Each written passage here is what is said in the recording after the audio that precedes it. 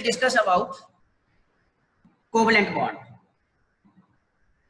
So covalent bond, as we already studied in the junior classes, covalent bond is just force of attraction which is formed by the shared pair of electron, that is when two combining atoms mutually share their valence electrons.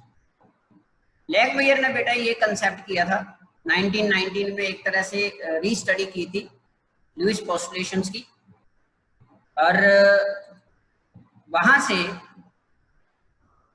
उन्होंने कुछ नई generalisations provide करवाई थी Lewis ने, sorry लैंगमुयर ने.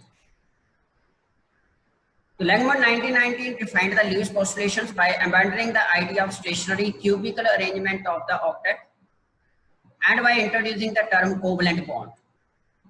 अब कौशल Lewis approach जो हम लोगों ने बेटा करके आए हैं, वहां पे ऑक्टेट टर्म को इंट्रोड्यूस करवाया गया था, ऑक्टेट टर्म.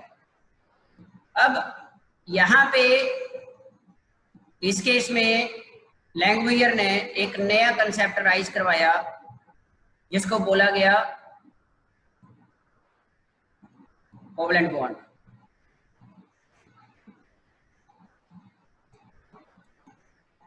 सो लुईस लैंगमुयर थ्योरी जो थी, वहां पे हम लोगों ने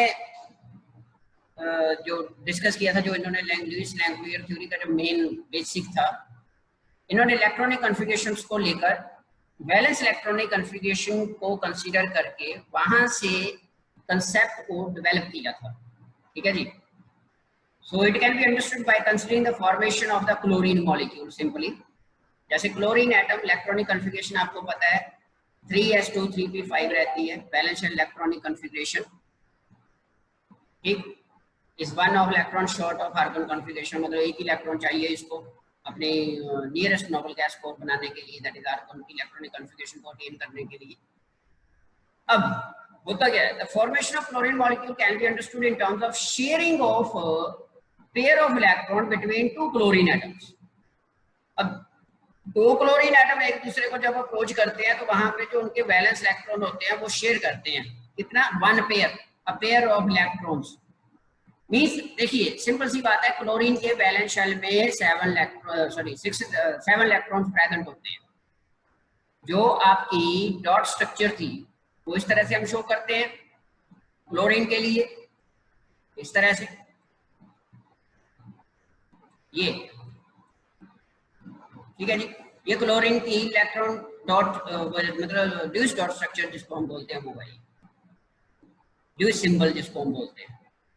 तो एक क्लोरीन एटम के केस में 7 इलेक्ट्रॉन है, ये 7th इलेक्ट्रॉन है आप कह सकते हो यहाँ पे. अब सेकंड यूनिट में हम कहते हैं कि जब तक इलेक्ट्रॉन अनपेयर्ड रहता है वो अनस्टेबल रहता है. अब जब तक ये इलेक्ट्रॉन पेयर्ड नहीं होगा, पेयर अप नहीं होगा, तब तक ये अनस्टेबल ही रहेगा स्पीशीज. अब होता क्या है, फिर ये क्लोरीन एक एटम जो है ये दूसरे क्लोरीन एटम के साथ कंबाइन करने की कोशिश करता है. मतलब कहने का ये है कि वो दूसरे क्लोरीन को बोलता है कि आजा यार फ्रेंडशिप कर ले मेरे साथ, क्योंकि जो रिक्वायरमेंट तेरी है सेम मेरी भी है, वही है. तो ये क्या कहता है उसको, दूसरे क्लोरीन एटम को कहता है हम लोग ना दोनों एक एक शेयर कर लेते हैं, जो मेरे पास है वो तू शेयर कर ले और तेरे वाला मैं शेयर कर लेता हूँ, तो हम दोनों की जरूरतें पूरी हो जाएंगी, जो रिक्वायरमेंट है वो दोनों की पूरी हो जाएगी. ठीक है जी. तो इस तरह से ये दो क्लोरीन एटम अपने इस एक एक इलेक्ट्रॉन को, जो ये बैलेंस में अनपेयर्ड बचता है, इसको बोलते हैं अनपेयर्ड. ठीक है ना. जब हम बेटा पी इलेक्ट्रॉनिक कॉन्फ़िगरेशन लिखते हैं तो पी इलेक्ट्रॉनिक कॉन्फ़िगरेशन कैसे लिखते हैं पुत्र जी? इस तरह से लिखते हैं, पी आपके पास 6 होता है, पूरा 6 आने चाहिए, यहाँ पे 5 है, तो इस तरह से आप इसको करोगे 3 देन 4 5, ये एक बचा, ये अनपेयर्ड बच गया ना. ये अनपेयर्ड अनस्टेबलाइज्ड स्पीशी को जनरेट करता है, ये अनपेयर्ड इलेक्ट्रॉन. मतलब इस इलेक्ट्रॉन की वजह से ये जो क्लोरीन एटम है ये अनपेयर्ड हो गया, और मतलब अनस्टेबल हो गया उस केस में. तो इसकी पूर्ति के लिए, इसको स्टेबलाइज करने के लिए एक क्लोरीन एटम दूसरे क्लोरीन एटम के पास जाता है. जैसे फॉर एग्जांपल मान लीजिए केमिस्ट्री के 2 वॉल्यूम है, एक वॉल्यूम एक बच्चे के पास है, दूसरा वॉल्यूम दूसरे बच्चे के पास है, तो दोनों क्या रहे? अनस्टेबल. क्योंकि कंप्लीट केमिस्ट्री की बुक है नहीं दोनों के पास। तो उसमें क्या करेंगे, वो दोनों एक दूसरे के पास आकर अपनी अपनी बुक्स को शेयर कर लेंगे। जब वॉल्यूम 1 चल रहा होगा तो वॉल्यूम 1 शेयर कर लिया जाएगा, जब वॉल्यूम 2 की स्टडी हो रही होगी तो दूसरा वॉल्यूम शेयर कर लेंगे दोनों बच्चे।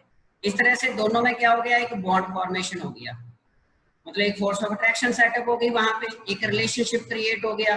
और इस रिलेशनशिप को जो म्यूचुअल शेयरिंग ऑफ इलेक्ट्रॉन की वजह से बनता है, इस रिलेशनशिप को, इस बॉन्ड को, इस फोर्स ऑफ अट्रैक्शन को बेटा हम नाम देते हैं कोवलेंट बॉन्ड। इस तरह से ये दो जो बैलेंस इलेक्ट्रॉन हैं, ये वाले अपने अपना जो बैलेंस इलेक्ट्रॉन है, ये दोनों शेयर करके क्लोरीन मॉलिक्यूल जनरेट हो जाएगा यहां से। ठीक है जी, जिसकी वजह से दोनों के वैलेंस शेल में 8 कंप्लीट हो गए, लेकिन हुए कैसे, शेयर करके। जब इस क्लोरीन एटम को जरूरत थी तो इसने शेयर कर लिया स्टेबलाइज होने के लिए, उसको बड़ी वो शेयर, मतलब दोनों जब आपस में कंबाइन कर लिए तो एक तरह से रिलेशनशिप क्रिएट हो गया, दोनों स्टेबलाइज हो गए, दोनों की nearest noble gas for argon जो है वो क्रिएट हो गई उस केस में। इस तरह से बेटू हम लोग इसको डिफाइन करते हैं। इस तरह से आप देख सकते हो ये चीज यहाँ पे, जैसे मैंने अभी बताया, ये शेयर्ड पेयर है, ये जो बीच में 2 इलेक्ट्रॉन दिखाई दे रहे हैं, ये एक क्लोरीन एटम का है, दूसरा दूसरे क्लोरीन एटम का। यहाँ पे आप देख सकते हो इसको इस तरह से, ये वाला एक ये वाला इलेक्ट्रॉन है, एक ये वाला इलेक्ट्रॉन है, ये दोनों ने शेयर कर लिया एक इलेक्ट्रॉन और ये बॉन्ड बन गया। और यहाँ पे जो बॉन्ड बना, इस बॉन्ड को बेटा जी हम नाम देते हैं कोवैलेंट बॉन्ड। कोवैलेंट, को मीन्स म्यूचुअल। जब दो चीजें आपस में शेयरिंग करते हैं, मतलब इक्वल कंट्रीब्यूशन रहती है, तो बेटा वहां पे हम नाम अराइज करते हैं कोवैलेंट। समझ रहे हो, वो वर्ड आप प्रोड्यूस होता है कोवैलेंट। ठीक है, ये एक मॉलिक्यूलर बॉन्ड कहलाता है, जो कोवैलेंट बॉन्ड होता है मॉलिक्यूलर बॉन्ड होता है, and it is formed as a result of mutual sharing of electron pairs between 2 combining atoms. ठीक है जी, ये जो इलेक्ट्रॉन शेयर हुए, ध्यान से सुनना है जो मैं बोल रहा हूं पुत्र, जो इलेक्ट्रॉन शेयर हुए, इन शेयर्ड इलेक्ट्रॉन्स को बोला जाता है शेयर्ड पेयर ऑफ इलेक्ट्रॉन और बॉन्ड पेयर्स। ये जो शेयर हुए ना इलेक्ट्रॉन, इनको बोला जाता है बेटू बॉन्ड पेयर्स। ये हम बार बार again and again word use करेंगे ये आगे वाली टर्म्स में, बॉन्ड पेयर्स। बॉन्ड पेयर कौन से हुए फिर, जो इलेक्ट्रॉन पेयर शेयर हुए, मतलब जो इलेक्ट्रॉन शेयर हुए during the covalent bond formation, जिनकी वजह से बॉन्ड फॉर्म हुआ, उसको बोला जाता है शेयर्ड पेयर ऑफ इलेक्ट्रॉन, और simply bonding pair of electron या बॉन्ड पेयर बोला जाता है इनको। ठीक है जी, इस तरह से हम लोग इसको डिफाइन करेंगे। और इस तरह से जो बॉन्डिंग बनती है इसको बोला जाता है कोवैलेंट बॉन्डिंग। ठीक, ये जो साइड में अनशेयर्ड बच गए, जैसे ये दोनों क्लोरीन एटम के ऊपर आप देख सकते हो ना, पेयर की फॉर्म में 3 बचे, 3 पेयर इधर बचे, मतलब 6 इलेक्ट्रॉन एक क्लोरीन एटम के साथ और 6 इलेक्ट्रॉन दूसरे क्लोरीन एटम के साथ। तो इस केस में जो ये वाले इलेक्ट्रॉन है जो बॉन्ड फॉर्मेशन में पार्टिसिपेट नहीं कर रहे हैं, इनको बेटा बोला जाता है लोन पेयर्स। लोन पेयर्स याद रखना है तो इसको, ये लोन पेयर्स हैं आपके। ठीक है जी, या नॉन बॉन्डिंग इलेक्ट्रॉन्स बोलते हैं, क्योंकि ये बॉन्डिंग में पार्टिसिपेट नहीं करते। इस तरह से आप लोग इसको डिफाइन करोगे। Clear? So this is about covalent bond. ये आप यहां से ये लुईस डॉट स्ट्रक्चर बन जाती है इसकी, and can be written for the other molecules also in which the combining atom may be identical or different। इस तरह से हम लिखते हैं, अभी बताऊंगा मैं कैसे लिखते हैं, अभी डिस्कस करेंगे। आगे चलेंगे, इंपॉर्टेंट कंडीशंस। क्या कंडीशंस होती हैं बॉन्ड फॉर्मेशन के दौरान, कोवैलेंट बॉन्ड फॉर्मेशन के दौरान? तो ध्यान से सुनेंगे सभी बच्चे केयरफुली कि सबसे first each bond is formed as a result of sharing of an electron pair between the atoms. याद रखना है, सिंगल इलेक्ट्रॉन बॉन्ड फॉर्म नहीं करता, पेयर ऑफ पेयर। पेयर जानते हो, मींस मिनिमम 2 इलेक्ट्रॉन्स होने चाहिए बिटवीन 2 एटम्स, ठीक है जी, बॉन्ड फॉर्म करने के लिए। अगर मान लीजिए एक एटम के पास एक्स्ट्रा इलेक्ट्रॉन है लेकिन दूसरा एटम जैसे मान लीजिए नोबल गैस है, ठीक है, तो उस केस में नोबल गैस के पास तो उसका पूरा कंप्लीट है, उसमें तो अनपेड इलेक्ट्रॉन है ही नहीं है कोई भी, ठीक है। तो इस वजह से नोबल गैस किसी के साथ कंबाइन भी नहीं करती, जरूरत ही नहीं है उसको। अब क्लोरीन के केस में आपने देखा कि एक अनपेड इलेक्ट्रॉन था वहां पे, तो इसलिए वो कंबाइन कर गया। हाइड्रोजन के पास एक इलेक्ट्रॉन प्रेजेंट होता है, आपके सामने ये एग्जांपल है आपकी स्क्रीन के ऊपर, फॉर्मेशन ऑफ H2O मॉलिक्यूल की। अब ऑक्सीजन के बैलेंस शेल में टोटल 6 इलेक्ट्रॉन्स प्रेजेंट होते हैं, आपको पता है, टोटल 6 इलेक्ट्रॉन्स प्रेजेंट होते हैं, ठीक। तो उस वजह से क्या करता है कि ऑक्सीजन 2 हाइड्रोजन आइटम्स के साथ कंबाइन कर सकता है, जैसे कि आप यहाँ पे देख सकते हो। ये जो शेयर हो रहा है यहाँ पे, एक इलेक्ट्रॉन एक हाइड्रोजन का है और दूसरा ऑक्सीजन का है। इसी तरह से दूसरी तरफ एक इलेक्ट्रॉन हाइड्रोजन का है और दूसरा ऑक्सीजन का है, मतलब पेयर की फॉर्म में इलेक्ट्रॉन शेयर हुए और जिसकी वजह से आपका बेटा कोवलेंट बॉन्ड फॉर्म हो गया। Means to say each bond is formed as a result of sharing of an electron pair between the atom. जब तक शेयरिंग नहीं होगी तब तक बॉन्ड फॉर्म नहीं होगा। एक इंटरेक्टिव फोर्स जो एग्जिस्ट करना चाहिए वो नहीं होगा उस केस में, ये रहता है। Secondly, each combining atom contribute at least 1 electron, जैसा कि मैंने आपको बताया ही है कि कम से कम एक इलेक्ट्रॉन जो है वो कंबाइनिंग एटम को कंट्रीब्यूट करना ही पड़ेगा, तभी जो है वो बॉन्ड फॉर्म करेगा, otherwise bond formation takes place नहीं होगी उस केस में, ठीक है जी। कोवलेंट बॉन्ड की बात हो रही है, कोवलेंट बॉन्ड याद रखना, हम कोवलेंट बॉन्ड की बात करते हैं अभी फिलहाल। तो कोवलेंट बॉन्डिंग के लिए आपके पास जो कंबाइनिंग एटम है वो दोनों के दोनों कंबाइनिंग एटम एटलीस्ट एक एक इलेक्ट्रॉन शेयर करेंगे तभी बॉन्ड फॉर्म होगा, ठीक है जी।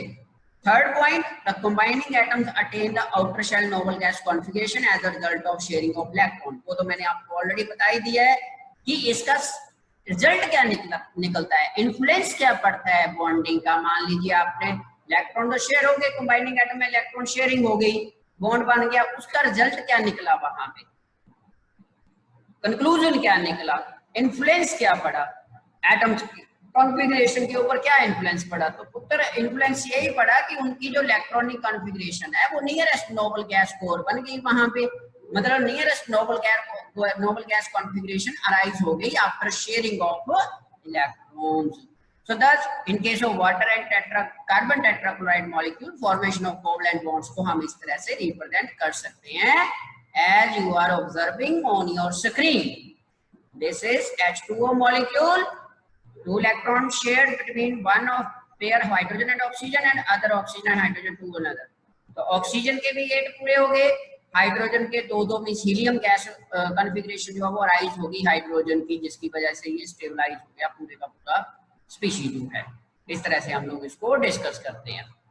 इसी तरह से बेटा आप ये देख सकते हो, कार्बन टेट्राक्लोराइड का भी देख सकते हो आप इस केस में।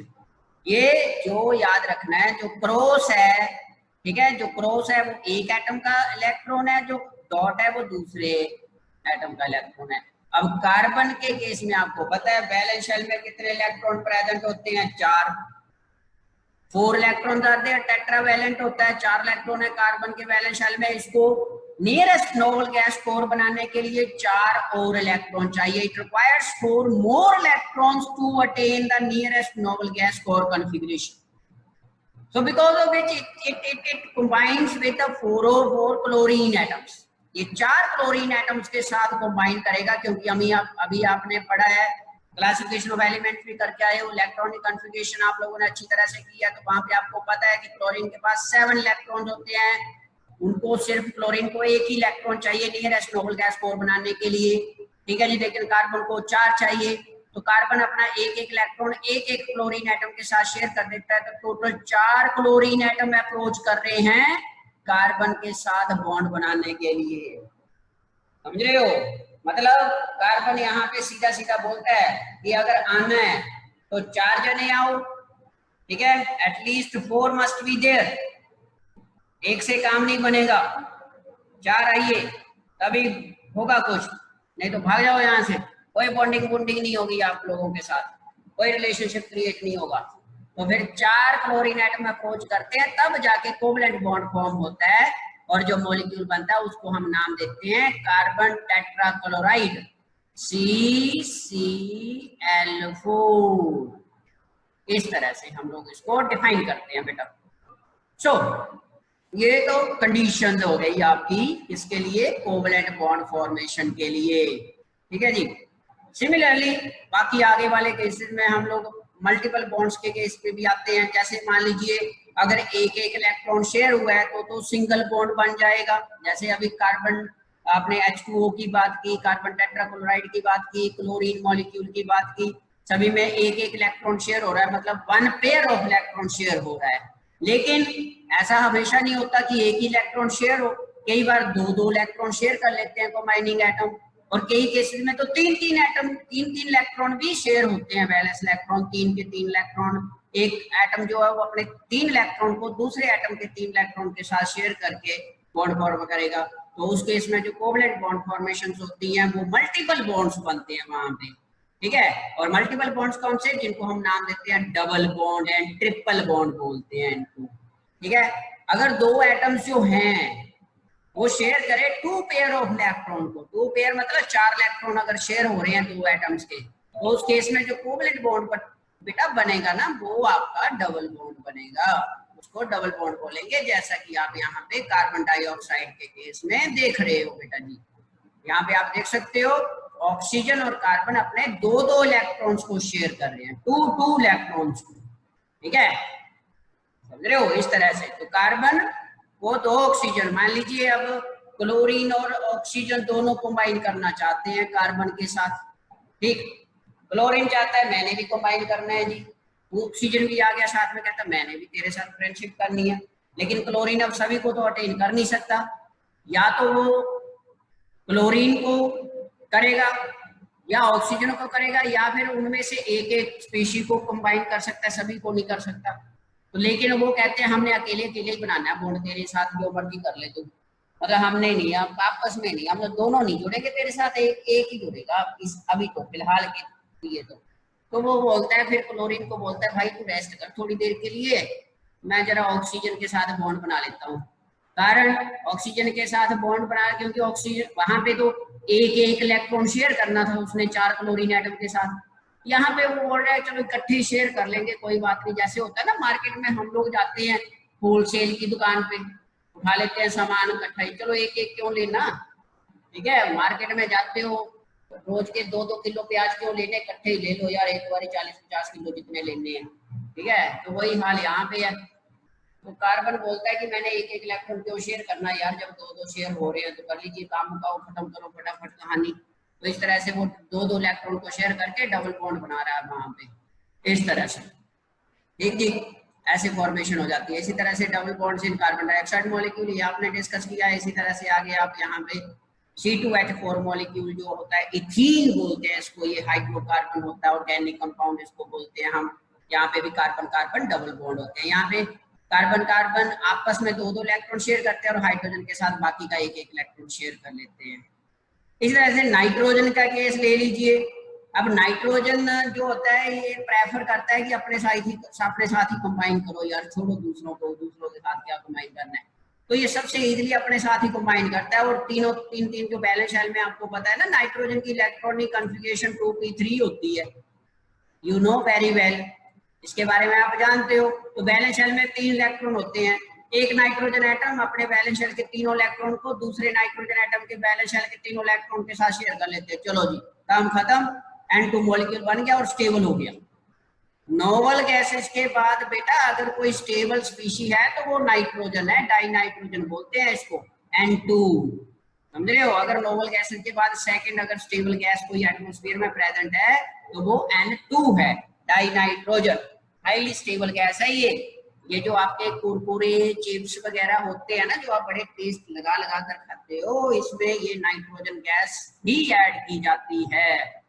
ये रेंसिडिटी जो प्रोसेस होती है ना, आप 10th स्टैंडर्ड में करके आए हो बेटा, रेंसिडिटी, तो वहां पे उसको ऑक्सीजन की सप्लाई को कट ऑफ कर देती है, ये ऑक्सीजन को रिएक्ट नहीं करने देती वहां पे फैट एंड ऑयल पार्टिकल्स के साथ, जिसकी वजह से वो फूड जो रहता है वो प्रिजर्व रहता है। जो आपके कुरकुरे और लेस वाले पैकेट होते हैं ना, फूले हुए होते हैं, हवा भरी होती है उनमें, चिप्स तो थोड़े से ही होते हैं, बाकी तो हवा ही होती है सारी, हवा के ही पैसे लेते हैं वो, एयर के ही, तो वहां पे ये N2 होती है बेटा प्रेजेंट। इस तरह से आप यहाँ पे देख सकते हो N2 क्या है, ट्रिपल बॉन्ड फॉर्म करता है। क्यों कर रहा है? क्योंकि 3-3 इलेक्ट्रॉन शेयर हो रहे हैं, 3-3 इलेक्ट्रॉन जो है ये शेयर हो रहे हैं यहाँ पे, इस तरह से। इसी तरह से C2H2 ये इथाइन स्पीशी होता है, इथाइन बोलते हैं इसको हम, ये भी एक हाइड्रोकार्बन ऑर्गेनिक कंपाउंड होता है बेटा, ये इस तरह से। नाउ इसके बाद ये मोस्ट इंपोर्टेंट बेटा टॉपिक आ गया आपके पास, this one, use representation of simple molecules. जैसे हमें कैसे पता चलेगा कि एक पर्टिकुलर स्पीशी में सिंगल बॉन्ड आएगा, 2 एटम के बीच में डबल बॉन्ड आएगा, ट्रिपल बॉन्ड आएगा, या वहां पे कितने नंबर ऑफ इलेक्ट्रॉन शेयर होने हैं? ऐसे थोड़ा नहीं हवा में से पकड़ के शेयर करवा देने हम लोगों ने, वहां पे एक फॉर्मुलेशन होती है बेटा प्रॉपर। इसको डिस्कस किया गया था लुईस के द्वारा, लुईस रिप्रेजेंटेशन इसको बोला जाता है, लुईस डॉट स्ट्रक्चर्स। एक तो थे ना लुईस सिंबल्स, अब है लुईस डॉट स्ट्रक्चर्स है। अब ये लुईस डॉट स्ट्रक्चर में पुत्र हम लोग क्या करते हैं, जो आपने अभी देखा ना ये वाले जैसे ये मॉलिक्यूल बन रहे हैं यहाँ पे, हम यहाँ पे फॉर्मुलेशन के थ्रू ये पता करते हैं, मैथमेटिकल फॉर्मुलेशन के थ्रू, कि एक पर्टिकुलर स्पीशी जब दूसरे पर्टिकुलर स्पीशी के साथ, मतलब एक पर्टिकुलर एटम जब दूसरे पर्टिकुलर एटम के साथ कंबाइन करता है, तो वो उस दौरान कितने नंबर ऑफ इलेक्ट्रॉन को शेयर करेगा, कितने नंबर ऑफ इलेक्ट्रॉन अनशेयर्ड रहेंगे, कहने का मतलब कितने डबल बॉन्ड बनेंगे और कितने सिंगल बॉन्ड बनेंगे वहां पे, और कितने इलेक्ट्रॉन जो है वो एज इट इज प्रेजेंट रहेंगे, जो बैलेंस इलेक्ट्रॉन जो शेयर ही नहीं हुए, जिन्होंने बॉन्ड ही नहीं बनाया। जैसे आप यहाँ पे देख सकते हो, ये ऑक्सीजन के केस में ये देख रहे हो ना, ये वाले इलेक्ट्रॉन ने बॉन्ड ही नहीं फॉर्म किया, ये तो साइड पे पड़े रहे, तो ये हमें कैसे पता चलता है? तो उसके लिए हम लोग क्या करते हैं, लुईस डॉट स्ट्रक्चर्स की हेल्प लेते हैं। लुईस डॉट स्ट्रक्चर के वेबसाइट को हमें एग्जैक्ट पता चल जाता है फॉर्मुलेशन के थ्रू कि कितने लोन पेयर और कितने बॉन्ड पेयर प्रेजेंट होते हैं। लेकिन याद रखना है, जो लुईस डॉट स्ट्रक्चर है ये सिर्फ और सिर्फ हम लोग वहीं पे बना सकते हैं जहां पे ऑक्टेट रूल फॉलो होता है, मतलब जहां पे 8 इलेक्ट्रॉन कंसेप्ट, जो 1 इलेक्ट्रॉन वाला कंसेप्ट है वो फॉलो होता है। अगर 8 से ज्यादा इलेक्ट्रॉन वाला कंसेप्ट फॉलो हो रहा है वहां पे, तो उस केस में ये लुईस डॉट स्ट्रक्चर ड्रॉ नहीं की जा सकती, वो इसकी लिमिटेशन है। ठीक है जी, कुछ कंपाउंड ऐसे होते हैं जहाँ पे जो सेंट्रल एटम रहता है, मींस कुछ एटम ऐसे होते हैं जो जिनके बैलेंस इलेक्ट्रॉन में 8 से ज्यादा इलेक्ट्रॉन हो गए, लेकिन मॉलिक्यूल वो भी एग्जिस्ट करता है, तो उस केस में फिर ये इसकी लिमिटेशन थी, ये बाद में डिस्कस की गई थी। जल्दी जल्दी करेंगे क्योंकि टाइम 9 मिनट्स आर लेफ्ट। सबसे पहले क्या करेंगे, साथ में नोट करते रहेंगे रफ के ऊपर, नोट्स तो आपको मिल जाएंगे रफ कॉपी के ऊपर। सबसे पहले क्या करना है, आपके पास कोई मॉलिक्यूल आपको बोला गया कि इसकी लुईस डॉट स्ट्रक्चर बनाइए, सबसे फर्स्ट ऑफ ऑल आपके क्या करना है, total number of balance electron present करने हैं, मतलब फाइंड आउट करने हैं, अज्यूमिंग ऑक्टेट और डबलेट ऑफ ईच एटम, मतलब अज्यूम करके चलना है कि सारे के सारे एटम जितने वहां पे प्रेजेंट हैं वो सभी अपने 8-8 इलेक्ट्रॉन कंप्लीट कर रहे हैं जी, या फिर जैसे हाइड्रोजन वगैरह का केस है तो डबलेट कंप्लीट कर रहे हैं। जैसे फॉर एग्जांपल मैं भी बात कर रहा हूँ, जैसे यही बात कर लो, N2 की बात कर लो, ठीक है, तो N2 आ गया, आपके पास 2 नाइट्रोजन एटम है, तो टोटल नंबर ऑफ इलेक्ट्रॉन हम अज्यूम करके चलेंगे कि 8-8 पूरे करेंगे दोनों, तो टोटल इलेक्ट्रॉन कितने होंगे, 16, total balance electron 16, assuming octet, assume करके चलना है पुत्र, एज्यूम करना है, लेट करके चलना है कि जितने भी एटम वहां पे प्रेजेंट है वो अपना ऑक्टेट और डबलेट कंप्लीट कर रहे हैं। डबलेट किस केस में, हाइड्रोजन के केस में डबलेट, याद रखना है इसको, बाकी केसेस में ऑक्टेट रहता है जो मोस्टली करते हैं हम। फर्स्ट हो गया, इसको रिप्रेजेंट करते हैं कैपिटल टी के साथ, total number of valence electrons, capital T. Similarly दूसरे स्टेप में क्या करेंगे, total number of valence electron required for, that is writing the structures are obtained by adding the valence electron. Second step में क्या करना है, टोटल वैलेंस इलेक्ट्रॉन, अब valence कितने टोटल वैलेंस होंगे, सिर्फ जैसे N2 की बात हो रही थी, N2 में टोटल वैलेंस कितने होंगे, एक नाइट्रोजन में बैलेंस इलेक्ट्रॉन कितने होते हैं, 5, इलेक्ट्रॉनिक कॉन्फ़िगरेशन बैलेंस शेल की क्या होती है, 2s2 2p3 होती है, टोटल 5 इलेक्ट्रॉन होते हैं, तो दोनों इलेक्ट्रॉन के, दोनों एटम्स के बैलेंस इलेक्ट्रॉन कितने हो गए? 5 + 5 10। उस तरह से जैसे यहाँ पे total balance electrons find out कर लेने हैं, एग्जैक्टली टोटल बैलेंस कितने हैं सभी एटम्स के, टोटल सारे के सारे। जैसे CH4 की एग्जांपल ली हुई है, 8 balance electrons available for bonding, 4 from carbon, 4 from hydrogen, मतलब 4 बैलेंस हाइड्रोजन के आगे और 4 कार्बन के आगे, क्योंकि 4 एटम है ना हाइड्रोजन के, एक एक बैलेंस इलेक्ट्रॉन होता है एक हाइड्रोजन में, तो 4 4 5 से आगे 8 बन गए टोटल बैलेंस है। सिमिलरली अब ये वाला थर्ड स्टेप बड़ा इंपॉर्टेंट है, इसको ध्यान रखना है। नाउ एनायंस के केस में each negative charge would mean addition of 1 electron, for cation each positive charge would result in subtraction of 1 electron from total number of valence electrons. आपके जितने बैलेंस आए ना, मान लीजिए आपका स्पीशीज नेगेटिव या पॉजिटिव चार्ज है, ठीक है, बैलेंस इलेक्ट्रॉन की वी फाइंड करने के लिए बोल रहा हूं मैं, वी वाला, V balance electron find out, D तो एज इट इज रहेगा, इसको नहीं टच करना। वी वाले केस में अगर आपका आयन है, जैसे कार्बोनेट आयन है, ठीक है, तो क्या करोगे, अगर तो नेगेटिव चार्ज है तो टोटल बैलेंस जितने होंगे उसमें प्लस कर दोगे, वो नेगेटिव चार्ज को, जैसे -2 है तो यहाँ पे +2 हो जाएगा, ठीक। अगर मान लीजिए पॉजिटिव है, जैसे फॉर एग्जांपल मैं बात कर रहा हूँ NH4 की, NH4 पॉजिटिव की, तो यहाँ पे प्लस है, तो वहां पे क्या करोगे, बैलेंस इलेक्ट्रॉन में -1 कर दोगे, मतलब टोटल बैलेंस इलेक्ट्रॉन में चार्ज को ऐड और सब्ट्रैक्ट करना है, ठीक है जी। क्योंकि चार्ज क्या होता है, बैलेंस इलेक्ट्रॉन क्लोज करके या बैलेंस इलेक्ट्रॉन गेन करके बनता है, तो उस तरह से अगर गेन हो रहे हैं तो प्लस करेंगे, गेन होते हैं तो नेगेटिव चार्ज राइज होता है तो उसमें प्लस कर देंगे, अगर पॉजिटिव है मतलब इलेक्ट्रॉन लॉस हो रहा है तो बैलेंस में से माइनस कर देंगे। बेटा इस तरह से हम लोग डिफाइन करेंगे इसको, थर्ड रूल को, ठीक है जी। Balance in case of ions के केस में बैलेंस। इसके बाद ये दो चीजें मोस्ट इंपोर्टेंट है, टी और बी फाइंड हो। अगर आपका टी और बी एग्जैक्ट से आ गया, मतलब सही आ गया, तो फिर आगे तो बस इन दोनों के ऊपर ही है। अब आपने क्या करना है, शेड इलेक्ट्रॉन पता करने हैं, शेड इलेक्ट्रॉन कितने हैं, that is shared pairs find out करने हैं ऐसे। तो वो क्या करोगे, टोटल जितने आपने एज्यूम किए थे ऑक्टेट और डबलेट मानकर जितने टोटल इलेक्ट्रॉन आए थे, उसमें से बेटा आप माइनस बैलेंस इलेक्ट्रॉन कर दोगे जितने आपके टोटल बैलेंस इलेक्ट्रॉन थे, S = T - B कर दोगे, आपके पास शेयर्ड इलेक्ट्रॉन आ जाएंगे वहां पे। जनरल अब इसे ऐसा आ गया, ठीक है। एस के बाद आपके पास unshared electrons, unshared means to से जो नहीं यूज नहीं हो रहे जो बॉन्डिंग में, इनको L या U से रिप्रेजेंट करते हैं। तो यहाँ पे आपके पास जितने बैलेंस इलेक्ट्रॉन थे टोटल, ये वाले सेकंड स्टेप में जो बैलेंस इलेक्ट्रॉन फाइंड किए वो, माइनस ये जो आपके पास शेयर्ड पेयर इलेक्ट्रॉन, जो shared ion, total number of shared electron, उनको माइनस कर दोगे, वो आपके पास अनशेयर्ड इलेक्ट्रॉन आ जाएंगे। अब क्वेश्चन ये राइज होता है कि लिखेंगे कैसे, रिप्रेजेंटेशन कैसे करेंगे। आपके पास आ गया अनशेयर्ड भी आगे, शेयर्ड भी आगे, दोनों आगे, अब लिखेंगे कैसे। अब आपने ध्यान देना है कि जो आपको मॉलिक्यूल दिया हुआ है उसमें सेंट्रल एटम सबसे पहले ढूंढना होता है।